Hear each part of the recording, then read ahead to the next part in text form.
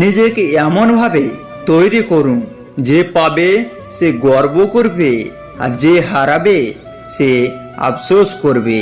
সৌন্দর্য মানে নগ্নতা নয়, শিক্ষা মানে ইংরেজি নয়। নিজের স্ত্রীকে সম্মান করুন, শুধুমাত্র দুমুঠো ভাত কাপড়ের জন্য সে তার বাবা মাকে ছেড়ে আসে না। আমরা এমন এক দেশে বাস করি যে দেশে প্রায় সবাই মা পাগল, অথচ বৃদ্ধাশ্রমের শেষ নেই। গায়ের রং কালো হলেও তাকে ভালোবাসা যায়, কিন্তু মনের রং কালো হলে তাকে কখনো ভালোবাসা যায় না।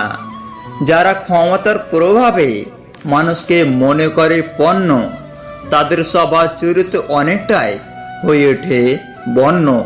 তেল মেরে উপরে ওঠা যায়, তবে বেশিক্ষণ